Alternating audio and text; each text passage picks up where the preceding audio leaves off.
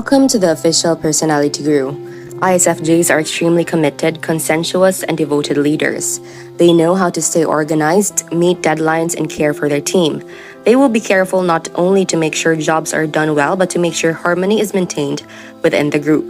They are generous, thoughtful, detail-oriented leaders. They give specific instructions, are clear in their expectations, and will put the needs of their team above their own personal needs in many cases. When ISFJs make decisions, they will first consider how those decisions will impact other people. They will also look at the facts, details, and practical implications. ISFJs are good at staying on track with goals, but they may struggle with knowing which goals to prioritize. They may struggle with seeing the big picture or strategizing effectively. They may also try to avoid confrontation to such a degree that they struggle with making decisions. If a decision might negatively impact anyone in their group, they may not know how to move forward. Having one or two advisors who have a thinking or intuitive preference can help them to manage the strategic aspect of leading. Let's talk about the ISFJ leader. Before we start, make sure to subscribe to the official Personality Guru and ring the bell icon to get regular updates on our latest uploads. And if you like this video, click the thumbs up button and share it with your friends.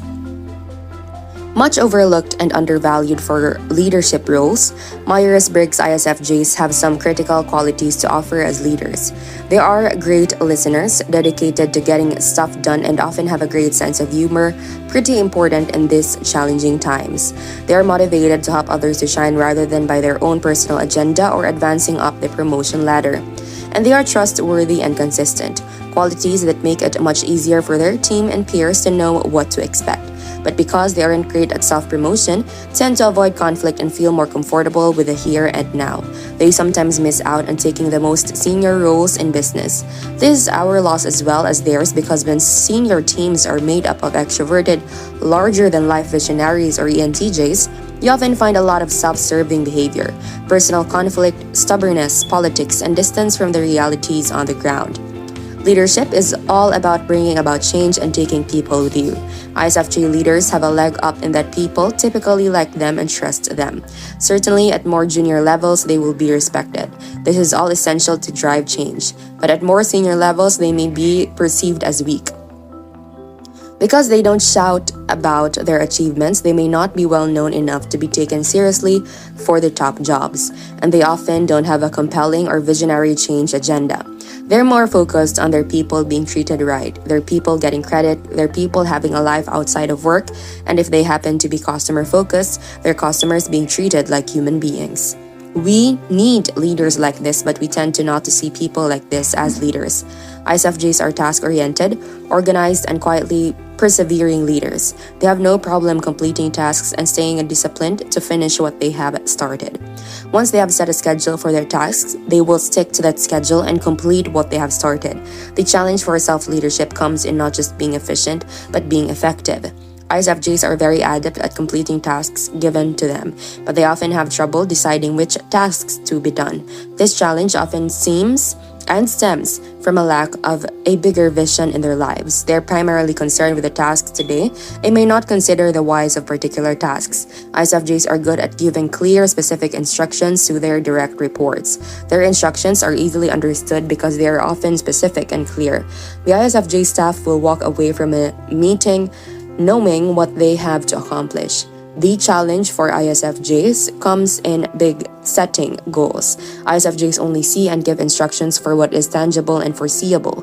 Big dreams and visions are not their preferred language, and they find ideas without a clear plan of action to be too ambiguous. These may frustrate certain individuals in the team who need to understand the big picture to work effectively. ISFJs are by nature the best servant leaders. I live to serve could be the motto for all ISFJ leaders. They're concerned, caring, and committed to the people who have been committed to their care. When someone needs help, they will more than willingly take the responsibility of making sure that they give it, even though the help needed may be out of the scope of their work. They also deeply value work-family balance and will want their staff to have that same balance too. They show this by allowing their staff to leave on time after work and in the event of family emergencies. ISFJs have no problem allowing their staff to excuse themselves. Despite their people-oriented nature, ISFJs are very task-oriented when it comes to managing people and resources to accomplish their goals. They are detailed, cautious, conscientious and consensuous, covering all grounds and ensuring that everything is done properly before a given deadline. However, they may avoid confrontation even when it fosters quick execution of tasks. They may even go all out of the way to avoid it by doing the task themselves. In this respect, ISFJ leaders may take on too much sometimes. ISFJ leaders need to create strong boundaries. ISFJ types tend to go above and beyond for other people. In order to avoid conflict, they may pick up tasks that really should be done by others. They're very understanding of personal issues that might affect their colleagues and will often allow employees to go home early if they need to attend to something outside of work. All of this can mean they are far too busy to lead. And if you recognize yourself here, it could also mean that more senior colleagues don't see how you take on a more senior role because you're too in the weeds of the role you have. Get very clear on what your job is, how you add value, and what you expect of others, and don't waver. Empower, don't rescue. ISFJ leaders often feel like misfits in their organizations, but they possess qualities that deserve representation at the top of business.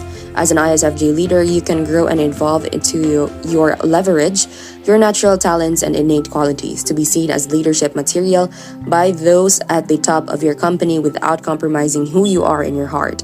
Next, ISFJ leaders need to muscle into conversations. ISFJ leaders need to muscle into conversations. ISFJ leaders often talk about being appropriate. They don't like conflict and they don't want to step on toes. This means they may not be heard in meetings unless they have seniority.